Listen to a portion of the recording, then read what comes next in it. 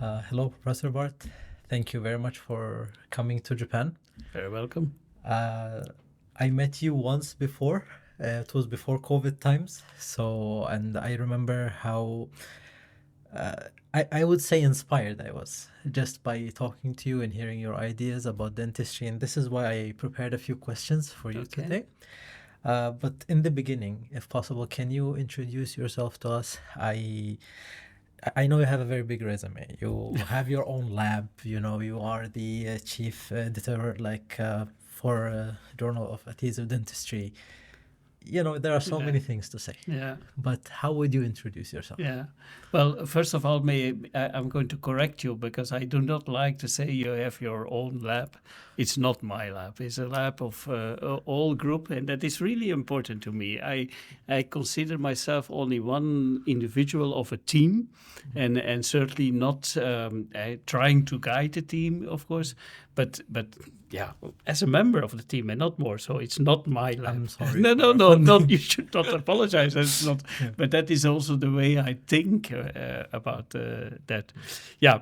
My name is Bart Van Meerbeek. I graduated as a dentist in '88, so a long time ago. And then, I still had to do a military service at that time. Yeah, 1 year. So you went to the military? Yeah. So I'm a really man. Yeah. I never got to do that, actually. Right before I graduate, they canceled the... how can I say, not voluntary. We all had to go to the military, but on my year they stopped it. So I don't know. Yeah, you were lucky. Also, my youngest brother didn't have to go, but he still owes me something because I served for my country. Yeah. But after that, but military service as a dentist is a little bit special. You don't have to be all the time there. So I was based in a basis in Brussels in the military hospital, and I could already start my PhD. So I did then a PhD in Leuven as a dentist, and the main topic was adhesive dentistry, or dentin adhesion it was called, adhesion. Because adhesion to enamel was always easily doable, let's say, but the challenging was bond to dentin. If I may, can I go back with you a little bit in time and ask you, why did you decide to join dentistry in the beginning? Yeah, that's a good question, actually. I must honestly say that I have doubted a long time until the last moment before deciding, let's do something in dentistry.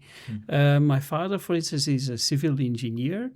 And I have his genes, or part of his genes, let's say, and I have doubted a lot going into more an engineering direction. But on the other hand, like many dentists, they want to do something with their hands. And I also thought about medicine, but I said, medicine at that time was 7 years, and I thought, that's long. Too long. Let's do dentistry. And then basically I started dentistry. So that is how it has grown. During my studies, I sometimes doubted, is this the right way, the right track? And honestly, if I look back now, I'm very satisfied, very happy with my career at the university. But if I would redo it, honestly speaking, it will not be dentistry. Really? Yes. What would it be? Well, again, the same, either engineering or medicine. And if it would be in the biomedical field, because medicine is bigger, is broader. And that is something that I miss a bit. And again, I don't regret my career, but that is also maybe the reason why I didn't go into practice, let's say, that I stayed at the university. I went for an academic career. This is what I was thinking. Maybe that's, that desire maybe directed you towards research? Because, research is have a big umbrella that you can incorporate different fields in, right? And then it brings also, I am a dentist, but then, physics, all kind of sciences come into play. And that is, like I say, that was my doubt, and I've grown into that. But it is also because my one of my professors, maybe it's difficult to say, but I was always, good. I was a good student. Let's say I had good marks. I would say it in this. I had it in this way. And I was already in my third year. He became my promoter, thesis promoter, but already then, in my third year, he approached me and he said, maybe he picked me out of the group and I said, I think maybe you can help me with writing a new course for the students. And he offered me this as a student job. So he paid me also for something like that. And I did that. And that was actually the start that gently I learned more. Okay, in dentistry, there is also the research world. So, and that was my first start to be, involved in that, and that made me further on. I got to know this professor much more, and then in the end he asked me, "Why don't you go for a PhD?" And that's how it started. So he picked me out of the group quite early, and basically it's a good technique because I'm also doing this right now with younger. If I see talented students, I do the same. That's it, right? Like the professor has to have sight also to pick up Absolutely. people who are Absolutely. promising people, right? That was my next question. What got you interested in research? So you already answered that question. And I guess adhesive dentistry, your professor was already doing adhesive dentistry research. This is why you were indeed continued in the field. Well, the group is Guido Van Erle is my promoter. He was at that time certainly in composites technology, and so he was quite well known. He has written a well-known book, the editor of a book together with Dennis Smith in Toronto. They were good friends, and so he was also worldwide known. But he was not, I think I can say so, he was not a researcher. He was, at that time, research also in Leuven was okay, it was basically clinical research, but not applied research, but not really the fundamental research. But I got the topic of adhesive dentistry. At that time, of course, I knew what it was, but on the other hand, I didn't know the research field at that. But I also understood that this was a very challenging topic, because of that, at that moment, this was a hot topic because adhesive dentistry was not what it was now. We were trying to bond. We had already composite materials, but these adhesive didn't work that well. We did a lot. That's what I said in Leuven. We did a lot of clinical trials and class 5 trials, and quite often I also did that. The patient came after a month. Here is your restoration, sir. It didn't work. So there was certainly, and that made it also interesting. This is a challenging field. There is a lot to do. We can still improve it, and that's why. But at the same time, it was a challenging topic because it was a hot topic, and the competition was also high worldwide. So many people were working in the field and in trying to develop new type of adhesive. Today, being a hot topic is a little bit over. It's still important, but that is because we have reached such a level that we have good adhesives already today, and it's difficult to do better with the current generation of adhesive. But at that time we were, let's say if an adhesive is perfect, 100%, let's say that we were at that time at 30% of the possibilities. So there was a lot of opportunity to grow and to get better. I see. Yeah. And I have so many questions. Let's start with one. In Leuven, like you said, they were doing more clinical work, and then obviously with you started doing a lot more, applied sciences. How was the transition? How, research requires, machines, requires materials, requires people. How did the transition happen? But let me tell you first that my start was a difficult start, honestly. The first year of my PhD, I was really doubting, where is this going to end? And I do not want to blame my mentors because I said, but they were not the, let's say, the more fundamental type of research. They were more doing that clinical research. And of course, I could also make a PhD in that, that light, but I wanted myself. And I was so lucky, and I said it already several times, that a Japanese, at that time, not professor, but doctor, Shigehisa Inokoshi, he sometimes you need luck in your career.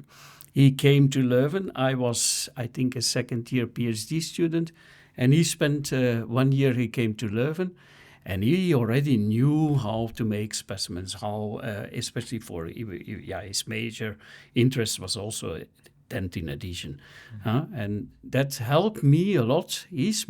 I call him my scientific father. He's my mentor. He has learned me some just practical things, how to make an interface, for instance, how to make a cross section, really small things. And without that, I would not be here. So this is the thing with research, like there are things that are not written in the books, right? Someone absolutely. has to show you. Otherwise, Absolutely. it's very difficult to get, right? Absolutely, that is very correct, and that is still today. So you cannot read in a paper the quality of research. Sometimes you learn a lot. Sometimes I look to SEM pictures. Yeah, that sample is that prepared very well. Sometimes is it a little bit not straight and so on, and then I know the quality could have been better maybe.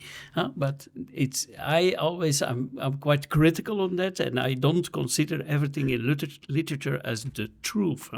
So, as the editor-in-chief for a major journal of adhesive dentistry, how critical are you of the work? How often do you go like, I don't like this? I'm too critical, I think.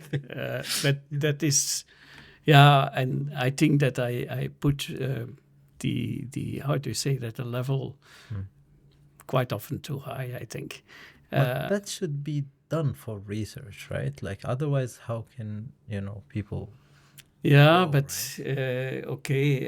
of course, a journal is a little bit different. There are also the journal needs also papers and manuscripts, so you cannot be too critical, and you can criticize every paper. There are always little things. That doesn't mean that it is bad research, but there are always things that could have been done different or so, but that's okay. I think, you become with time a little bit more realistic and less critical and so on with the journal, also with manuscripts. It's very interesting how a paper, when read by different people, could have different opinions, even though it's the same data, it's the same pictures, but everyone kind of have a different perspective in which they apply to this piece of information. How often do you see you and reviewers all have the same opinion, or all like have different opinions regards the same subject? How often does that happen? Well, we are all biased. I'm also biased. I have a certain concept, I have a certain idea in my mind, and of course, you're led by what you have in your mind. But then it is certainly, as a researcher, it is very important that at a certain moment you keep a bit distance and that you start thinking, what we see here, is that really like it is, or are there other explanations that could also lead to the same? And that is very important, I think, that you are critical enough. And if I say I'm quite critical, but I'm also critical to myself and to all the group. And that is important, I think, in research also. Don't take everything that you see for the truth. It can be that you find something that you think, this might be, it confirms what I had in mind. But there might be still an alternative explanation for it. And as long as you are not sure that you can say this alternative explanation is wrong, then you are not sure that what you think is the right one. Yes. But I also think it's not always, there is an evolution with time. I also made papers that we used in the past, an example, a certain kind of chemical analyzer to check hybrid layers and to see how resin, how well it infiltrated in that hybrid layer. And at that time I thought, this is nice work, good outcome. But some years later I realized, there are some limitations with this instrument. There are some, you get certain recordings which I today would interpret differently. Even that is from my own work.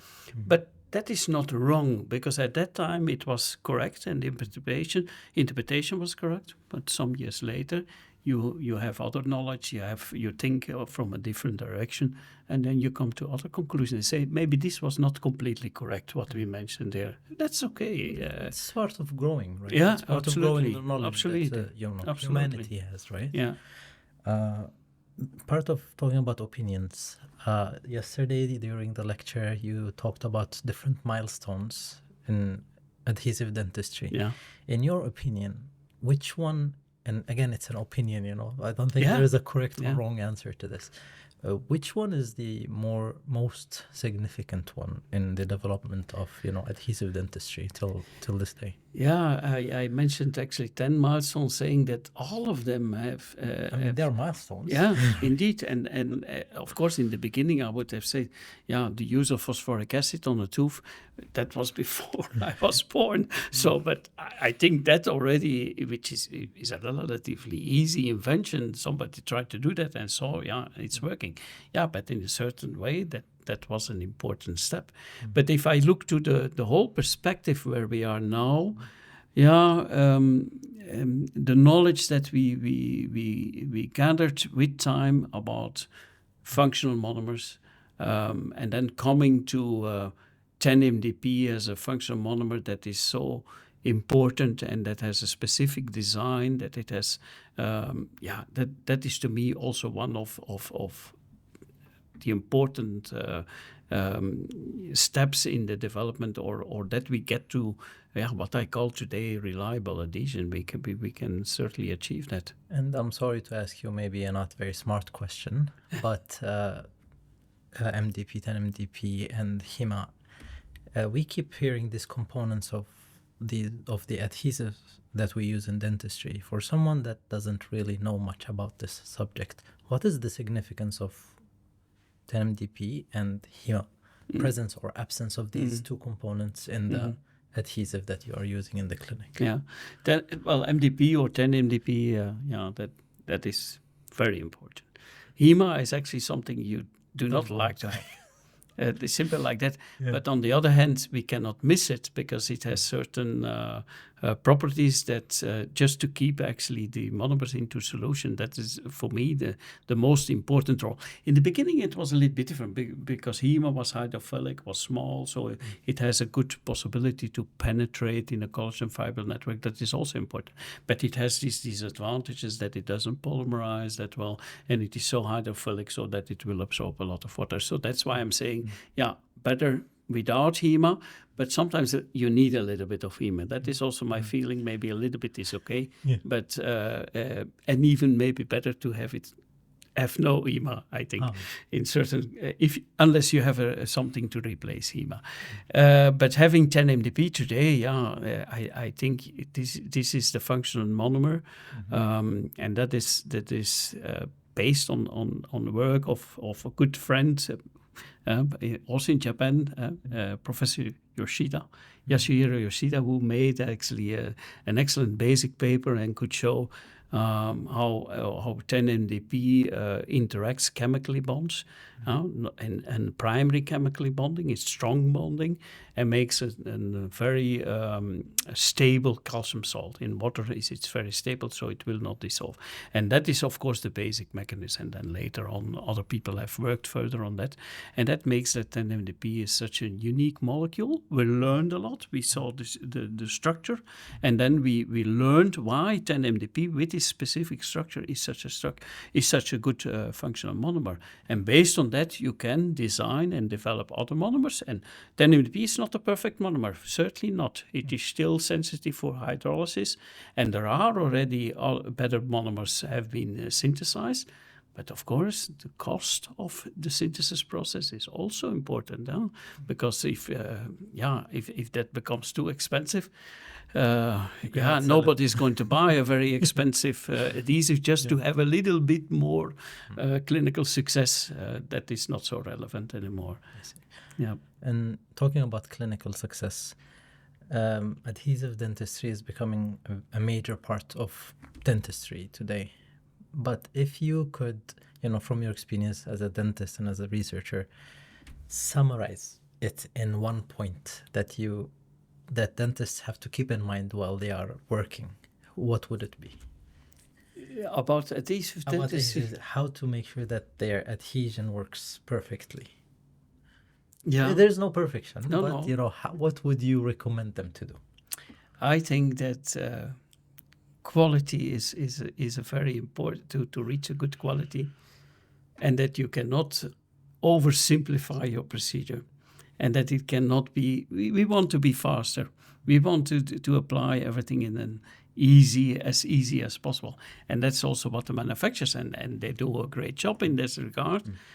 But at a certain moment, there are some basic things you cannot avoid, and you need to go through these steps. And that's why I think most important is that you know also the adhesives, you know also why you're doing the different steps, because they all have a function and how to do this in the right way. And if you do that, you will have a good, stable bond and a long-term success. But if you make mistakes there in the application procedure, Basically, yeah, like it will not success no matter. Well, I'm not going to say not success, but it will decrease the lifetime of your adhesive restoration. Yeah. But you're right. Today, adhesives are everywhere in restorative dentistry. Yeah? All kind of procedures. Yeah, we can make use of a dental adhesive technology. And I think it also changed how we approach, like, for example, like prosthetics also. Sure. Right? Because before, like, you used to have to really prepare the tooth and make sure that it has different form in order to have some retention and resistance. But right now with adhesive dentistry, it helped make minimal intervention dentistry possible, right? Yeah. And I think if I would say that what are the two major things which have really revolutionized practical dentistry, there are two. There's implants to replace the tooth, and the second is adhesive dentistry. Definitely. Because now we don't have to make these big bridges anymore. We more go to single type of restorations that are bonded with adhesive dentistry, and we replace it by implants and implant-supported restoration. Of course, there will still be a need in certain cases for more complex type of restorations, but this has changed a lot. These both of them, I think both of them are very important evolutions. Yeah. That was my next question. Okay. As if dentistry is evolving at the moment, you mentioned that so far, like, implants and adhesive dentistry are major parts in which revolutionize dentistry. From now on, how do you see this evolution continuing? Or, like, what is the parts in dentistry that you see that have a strong potential in the coming years? Digital dentistry. Everything will become more and more digital. We will work more on computers. If you look to dental technicians' labs, they're completely different than they were before. Less handwork, more computer work. Everything will be virtual and so on. So that will change. Probably connected to that, AI will also help us in dentistry. But there are other things like, of course, 3D printing. 3D printing actually... Dentistry is really a nice application for that, because we always make customized kind of restorations, and that can also be done by 3D printing. I think at this moment we are not we can still more efficiently mill restorations, but milling means a lot of waste of material also, while in the end, if these 3D printing techniques, and it will become faster, become more reliable, it will allow us to do a lot of different things. For instance, also considering that you can 3D print an tailored surface of an implant. And I mean tailoring surface, meaning that it really will promote osseointegration. And that is something you can do with 3D printing. You cannot do that with injection molding also, or less easy than there. So there is a lot of potential there as well. That was my dream when I was doing my PhD. I researched surface treatments for implants regarding IPS cell differentiation. And I was always thinking, like, if they can, 3D print, a surface that helps the attachment of these cells, it would be a great idea. Indeed. But going back to research projects, like, you are mostly known for, I think, one of the famous, if not the most famous, adhesive dentistry researcher.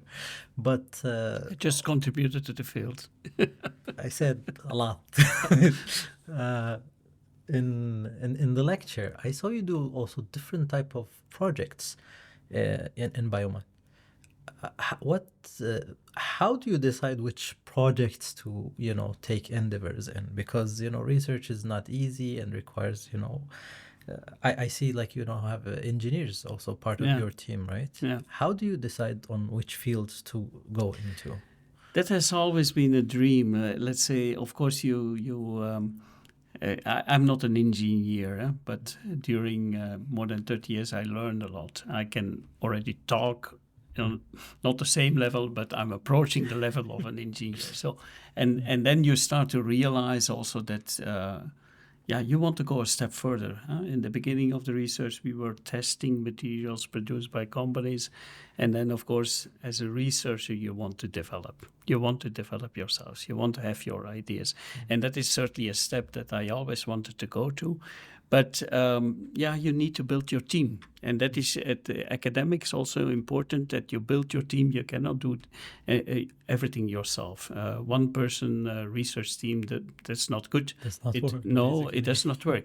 And if you build your team, it will exponentially grow. And you become more and more interested in different fields. Of course, adhesive dentistry is still one of our core research lines, let's say. But on the other hand, we also know that we are already on a very high success rate, let's say maybe above 90% of the possibilities with what we can do with dental adhesive technology. So it becomes more and more difficult also to do better.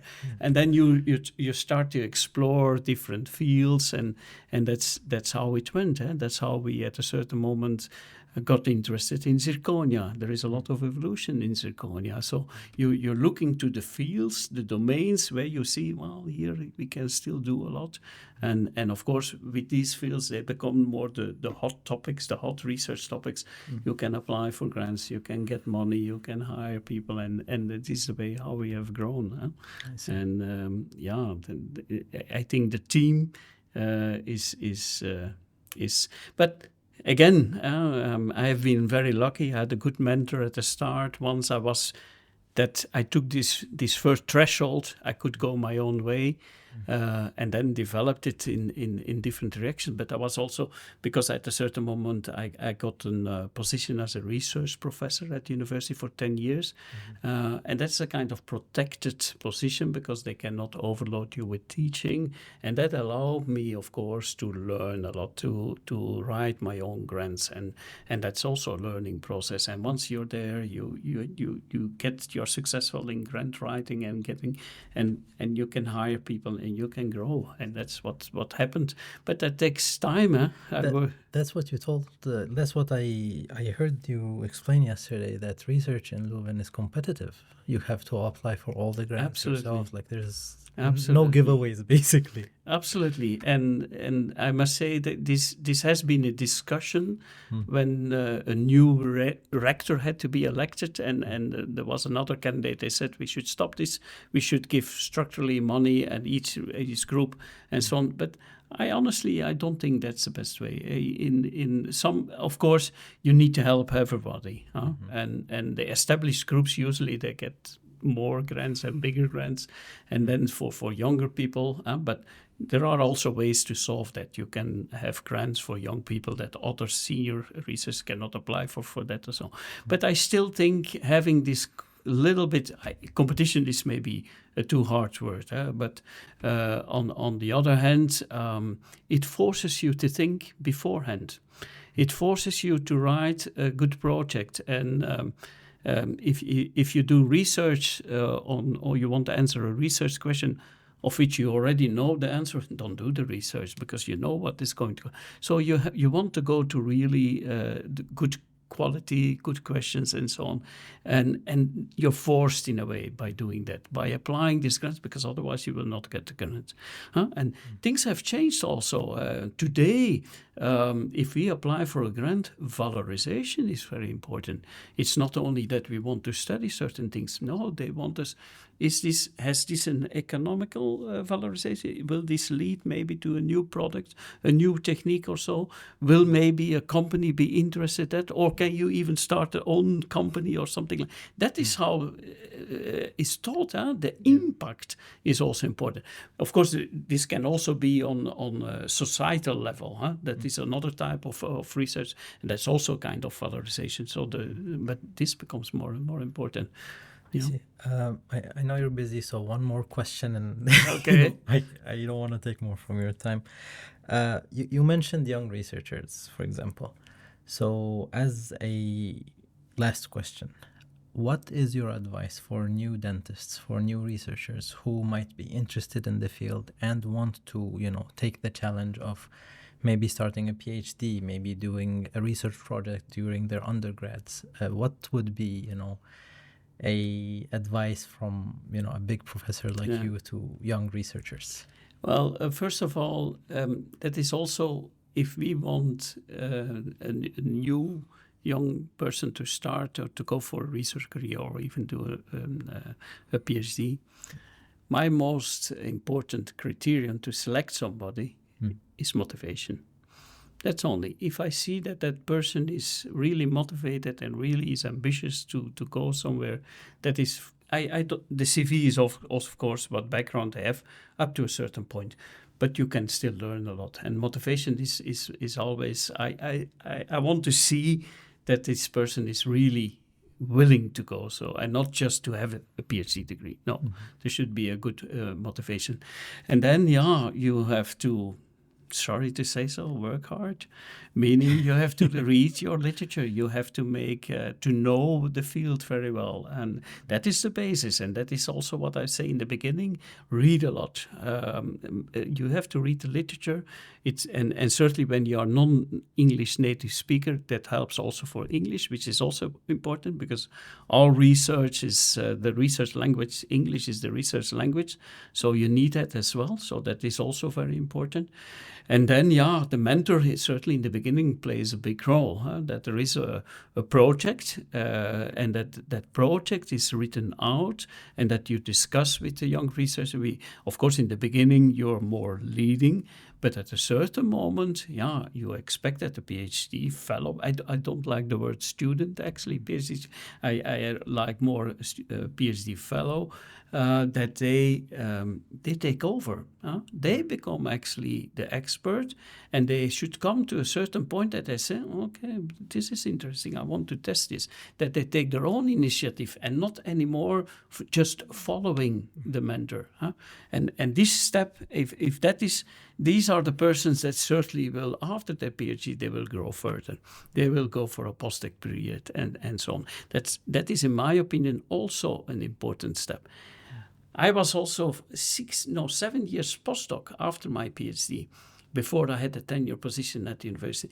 And at a certain moment, of course, you want to have a tenure position. But don't underestimate the importance of the postdoc. The postdoc is actually the period where you start to become independent from your mentor, where you're going to go for your own research line. And then you learn to write for grants and so. But sometimes also in our school, because we need a certain person with a certain expertise, they are, in my opinion, sometimes appointed too early. And then they miss this postdoc period to become independent. And once they are appointed, they get a teaching load, they have to do a lot of things. It's difficult to still do this. So for me, it is very important that, and then certainly what I can recommend, go abroad. At a certain moment, you have to go abroad. I spent also 1.5 years in the US. Not that I think that where I was the most fantastic research environment, but just to be there. Just to be there on your own, again, depending, not depending anymore on your mentor, to try to go your own way and to live there in a foreign environment, a different culture. It's such it enriches your life, and still now I think a lot of times back to that period, and in this way you grow as a human being, but also as a researcher you learn a lot, and that is, I think. And then of course, put your level high enough, your standard, and saying if you do something and you fail, I can write a thick book of all things that I did wrong, but accept it and then do it again. Learn and because I can do it better, and that is also important. And don't give up, because you always every PhD fellow has moments that he says, I want to stop. So I can't do don't this give up. anymore. Yeah, Thing. yeah. Well, thank you very much, Professor. Very welcome. This was very educational, and I hope very fun to hear too for our listeners. Okay. So thank I you hope very so. much, Professor Bart. Thank you. Thank you very Appreciate much. it.